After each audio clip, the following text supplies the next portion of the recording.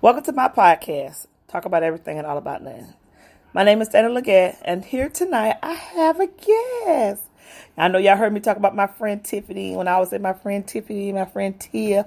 She is here with me tonight, and we just gonna talk about whatever is on her mind. Good evening, Tiffany. Good evening. Hello, everyone. Wow. So we've been sitting up here chatting just a little bit about just experience and just catching up because unfortunately we no longer work together. That is true. So we don't get to see each other as much as I would like. And, so we try to catch up. So one of our catch up conversations was about relationships and just connections that you have with people. And, you know, these different attitudes, different personalities that seem to always attract themselves to people, specifically me. I'm not saying she can pick them bad, because they be fine. Now, don't get them twisted. But I always say, what a pretty package inside be sometimes a lump of coal. Right. So I was always told that if you are a person with a healing spirit, you will attract people who are not necessarily completely broken, but are somewhat seeking that nurturing spirit or personality that you get with someone who, you know, wants to help and genuinely help. Something I learned in my 36 years of life, newly into this year 36. Yes. I've learned that I will never see 36 again, but you know, you know. People, they either gonna have good intentions for you, or they're gonna have bad intentions, or they just have their intentions, and their intentions aren't always good for you. What do you think what are you looking for in a guy or in a person in general? Because like I said, sometimes you might not want a soulmate, but you might like to have a friend you can spend some time with. But even with that, it comes that everybody want to put some limits on stuff. Yeah. I had gotten to the point where, you know, my past situation of what happened, and it kind of burnt me. It kind of scorned me, and it altered my approach and willingness to be vulnerable to someone. Oh, that's true. And that's something that I had to. We recently talked about this, but that's one of those things like, a year and some change after, you still, you know, like, you want, and it's like a little stain on your spirit. But you don't. Like, that's what it was. How much Windex you put on? You just can't seem to get that one stain off. Wipe it off. Sure, can't wipe it off in it. When you want to. So I feel like if the old Tiff would have been like, let me just choke him out, and I feel like I'd feel better. Yeah, that orange jumpsuit always made me feel better. Right, I've been locked up before. Just let me choke him out or shake him. But I find myself now just working on me as a person, and I think once we come to a point of our life that we cannot blame the other, right? We have to look at what was our part, what could we have done for ourselves to make the situation so much better. So in that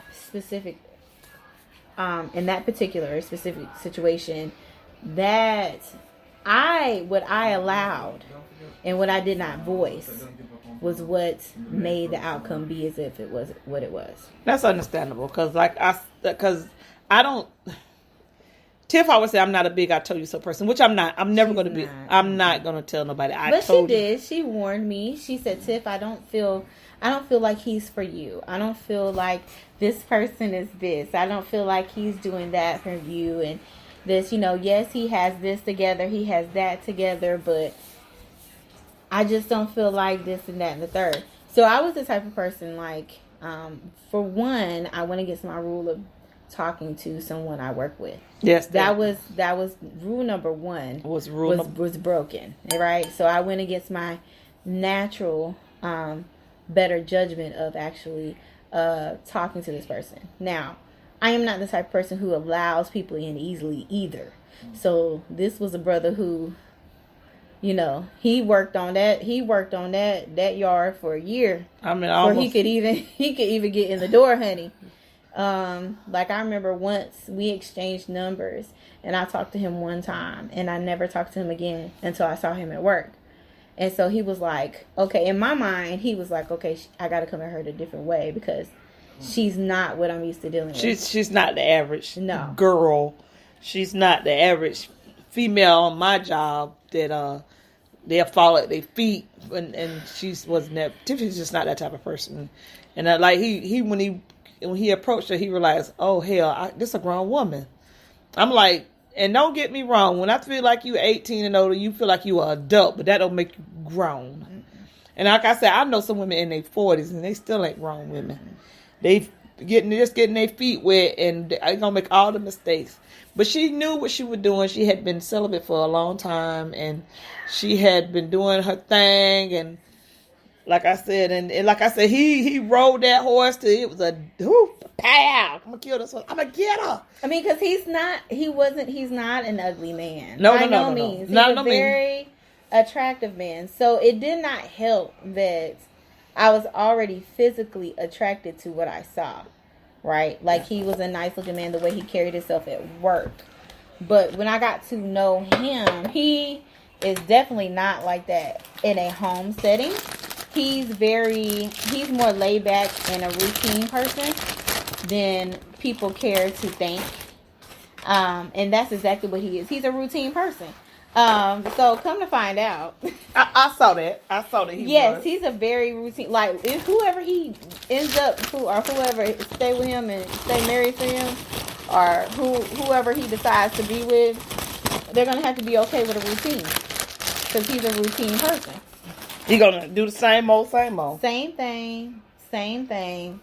Come in, get his shower from work. He's gonna be looking for some food. He's going to want his food, or he's going to want to go to get a shower, eat, then get a shower, or he's going to want to shower and then eat. Either way, it's going to be one of those two things. But the situation kind of altered me because it took me so long to get to a point where I wanted to allow anybody in. And for me, I beat myself up because I allowed the wrong person in. And even though I still had reservations, because I voiced them with Dana and we talked about it, I still had reservations about him and, you know, who he was or what he was trying to be. And like I was telling her, like I said, I didn't dislike him as a person. I I saw too much. Because my problem is, people think I talk a lot, but you'll be amazed how much I see. And people be so amazed, and I be like, well, I already know that. And they be like, you knew, why you say nothing? It's not my business to tell you that. I said, because you could tell somebody something today, and they be like, oh my God. Then you'll tell them that, and they be mad at you. No. If you ask my opinion, I give my opinion. I'm not telling anybody. If you don't want me to tell it, I am not. If you don't say, Dana, please don't tell nobody, I'm going to repeat it. That's the person I am. Mm-hmm. But what I ain't going to do, if you put me in your confidence, that's where I'm going to stay. If you ask me something about a person, and I can only tell you about me. If I felt like this person is kind of funny acting or underhanded or just, I know he's not for you. I don't expect you to take everything I say as a grain of salt, but right. Think about it. Just think about it. I don't want to see somebody get hurt that shouldn't be hurt. Right. And vice versa. If I think you're the type of person that you with this good person, I'm like, why are you doing this? Why are you doing this to this person? They ain't gonna see it coming. Mm-hmm. We just talked about a situation like that. Like, we seen it coming for this certain couple, but it ain't our place to say, look, chick, jump ship soon as you can. Don't you take the life raft. Just jump in the water and start swimming. Right. It's just one of those learning situations. And no matter how old you get or, seasoned in this life you'll be, I mean, it's just going to come in a different way, I feel. Mm-hmm. Now, honestly, if I were to see this person again, what would I do? I would do the best thing best thing that Tiffany knows how to do. Oh, Give him a walk by and an okay then. Because that okay then is going to tell you to get out my face. Mm-hmm. You're going to get a straight face through a mask. Right. You know, that's how we working now. We have to wear our mask. Wear our mask. So you're going to get a straight face with these eyes, honey. And that's going to be that. Most definitely. But my greatest, and this is so terrible because I'm not a vengeance person at all. But she lying, y'all. She lying. She lying because she came to the Christmas party. She did what she had to do at the Christmas party, and she was smart. She was happy with herself. Like, ta-da, I did it. Honey, let me but tell you she's not a something. vengeance person. That's what she's saying. I am not a vindictive person at all. But let me tell you something. We're going to ride with that. I was told that when my father told me, when you step out, you step out. You don't have step. She didn't have when step. It's time she to came show 100. out. So, yes, this particular year, I had just left the company. And I was like, yes, I want to go to the party. Let me go. And I had left and I had started going to a trainer and I had got slim a little bit, you know, eased out some little fluffiness. And honey, I made sure when I'm popping locking. I know y'all can't see me. That's what I'm popping locking for. When I showed she got up, sexy. Honey, had that good sew in. Them inches and bundles was flowing. Had that makeup popping. That honey. Mac on fleek. I had the beat to the God's face for this occasion.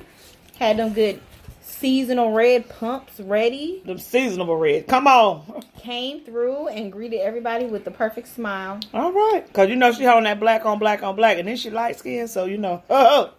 She was like a beacon in the night, honey. Beacon in the night. He was like a puppy dog who has lost his way home. And I didn't realize it until Dana had said something to me. And she was like, Tiffany, he following you. What about that? What? Is she a moving bar? You walking behind the moving bar? What are we doing? We don't do that. We don't do that. He was looking sad. And I had went over there to the bar with one of my friends. And he's like a brother to me. And we sat and talked. And he's like, sis, you want a drink? And I was like, sure. You know, he was like, well, come to the bar with me. Came, sat at the bar, was talking, carrying on, you know. And he said, Tiffany, he kind of nudged me like, you got a visitor. So I already figured who it was. So I'm one of them people, I'm not going to acknowledge you until you acknowledge me. When it comes to situations like that, especially if you've done me wrong, I'm definitely not going to break my neck to speak to you. That's just one of those things. Hey.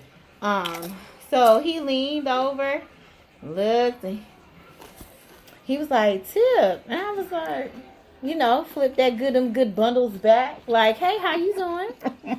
Gave him a little quick side hug. You know, one of them church hugs. You doing okay? Oh, okay then. Good to see you. And turn back around.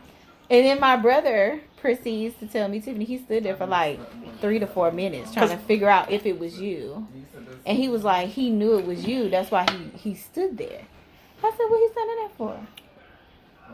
He's like, I don't know. I said, I bet you them dudes done walked over there and said something to him, talking about some who that light skin. Did she used to work here? Does she still work here no more? She ain't here no more. Is that Tiffany? That's Tiffany? Oh my God. So my dang, man. That was Tiffany. That was Tiffany. No. So fast forward to that, because that was Saturday. That was on a Saturday. Fast forward to like that Monday or Tuesday. One of my homeboys who works there still, the coolest maintenance dude ever. Won't mention any names, but that's my homeboy. He was like, Tip, like, how you show up to the Christmas party and be the baddest thing in there and don't work with us anymore? Like, who does that? Who comes in? Want to be the bad bee on the block? You the bad bee on the block? Oh my God, I wasn't ready. Yeah, and I told him, I said, what are you talking about? He was like, okay, Tiff, so you don't know. He said, I heard about you at that party, Tiffany. He was like, Tiffany, you was bad. I heard them say Tip came through and was bad. Oh. Well, you know, job well done, soldier. You can at ease. Not dusting her shoulders off. At ease, soldier. You have done your job. You haven't been relieved from post. Yes, I did my job then. Okay? Because that means somebody else probably said something to him. Oh, I see you. Tip over there. Did you see her at the party? She was there. Daily reminder. Because the type of person I am, like I said, I'm a healer, I'm a nurturer. I'm one of those people, like, I want